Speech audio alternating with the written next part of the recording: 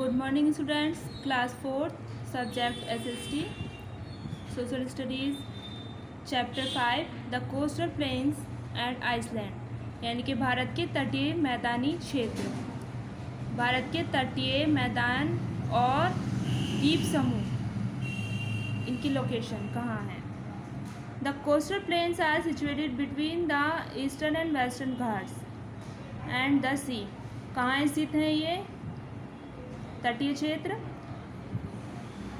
पश्चिमी और उत्तरी घाट के बीच में और किसके? समुद्र के बीच में।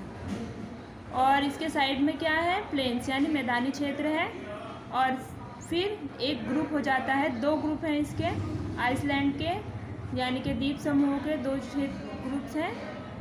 एक तो Andaman and the Nicobar island and the bay of Bengal यानी कि बंगाल की खाड़ी वाले and the Lakshadweep in the Arabian sea. ये अरेबियन यानी अरब सागर में है। और ये दोनों अंडमान एंड निकोबार कहाँ हैं? ये ग्रुप अलग हैं। और बे ऑफ बंगाल यानी बंगाल की खाड़ी में लक्षद्वीप है। अब आ जाता है वेस्टर्न कोस्टल प्लेन्स यानी पश्चिमी तटीय क्षेत्र और मैदानी क्षेत्र। ये क्या है? The plains lies between the western Ghats and the Arabian sea coast यानी कि अरब सागर और पश्चिमी घाट के बीच में स्थित है। और इसके अंतर्गत आ जाता है केरला और कच्छ, कच्छ की खाड़ी और केरला इसी के अंतर्गत आ जाते हैं। दे आर नैरो, ये बहुत ही संकरे हैं। और प्लेन्स जो हैं वो विस्तृत हैं। Gujarat and narrow to town to the south, Kandla and Mumbai and the Cochin are sea ports. ये बंदरगाह हैं सी कोस्ट के।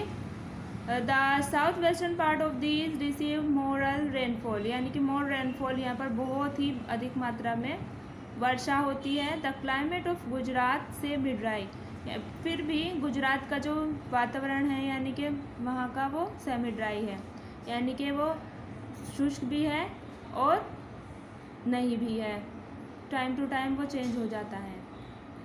Monsoon, the south west monsoon region the Arabian sea, Arabian sea से वहाँ मानसून पहुँचता है और फर्स्ट टाइम वहीं पर पहुँचने के बाद वर्षा होती है स्टूडेंट्स। अब जाता है the Gujarat coast. Gujarat coast जो है, गुजरात की जो तटीय क्षेत्र हैं वो खंभाट से हैं, खंभाट एंड द गुजरात और कच्छ भी वहीं पर लोकेटेड है यानी कि वहीं पर स्थित है। The Mahi and Sabarmati flow through this region यानी कि उसी क्षेत्र से माही और साबरमती बहती हैं। अब जाता है the Konkan coast. Konkan coast जो है, कोंकण का तटीय क्षेत्र कहाँ है ये student? Start from the Gujarat, Gujarat से होता हुआ खंबा घाट से होता हुआ कहाँ पहुँचता है? गोवा पहुँच जाता है। और वहाँ जाने के बाद ये रॉकी यानी कि पहाड़ी क्षेत्रों में पहुँचने के बाद कहाँ पहुँचता है स्टूडेंट्स? यहीं पर ये लाइट हाउस स्थित है। एक लाइट हाउस बनाया हुआ है इन लोगों ने। एक टावर होता है जिस पर एक बड़ी सी लाइट होती है जो शिप को लाइट बताते हैं कि ये रास्ता इधर का है और उधर का है, नहीं तो अंधेरा होता है वहाँ पर। बोट्स हों या कुछ भी हो। और रॉक्स दिखाई नहीं देती हैं वहाँ पर, बड़ी बड़ी रॉक्स हैं वो दिखाई नहीं देती हैं किसके? सी वाटर पर। द मालाबार कोस्ट अब आ जाता है मालाबार का तटीय क्षेत्र। इस क्षेत्र के अंतर्गत केरला आता है। सिर्फ केरला ही इस क्षेत्र के अंतर्गत स्थित है। गोवा, केरला और कन्याकुमारी इसी के आसपास स्थित हैं स्टूडेंट्स। और सॉल्ट वाटर, यहाँ का जो वाटर है यानी कि इस क्षेत्र का वो सॉल्टी है।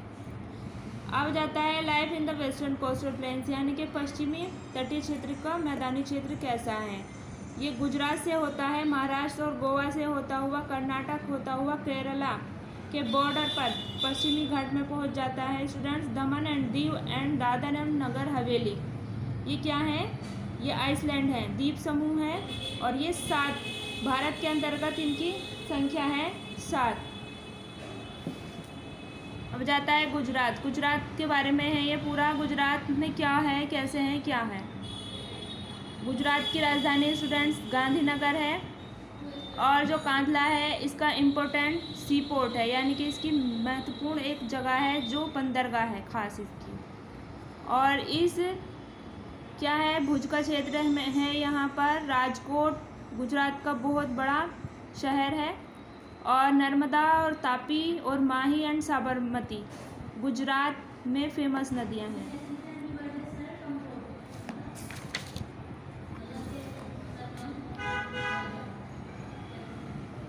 अब जाता है the main crops grow in Gujarat. Cotton, Gujarat में कॉटन बोई जाती हैं, और शुगर कैन यानी गन्ना, और चावल और गेहूँ इसकी प्रमुख फसलें हैं।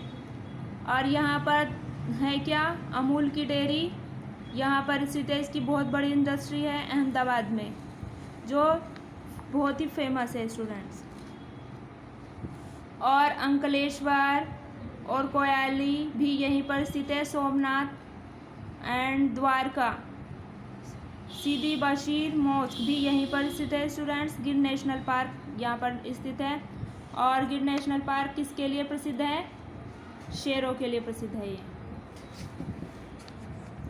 अब हम पढ़ते हैं केरला के बारे में। केरला साउथ वेस्ट में स्थित है और ये मालाबार कोस्ट में स्थित है। केरला की राजधानी तिरुवनंतपुरम है। केरला कालीकट के समीप है। और यहाँ की प्रमुख फसलें हैं स्टूडेंट्स चावल, और मेन फसल है यहाँ की कोकोनट और काजू, और बहुत से स्पाइसेस और कॉफ़ी और टी, रबड़। और केरला का जो प्रमुख मलयालम, यहाँ बोली जाती है लैंग्वेज मलयालम।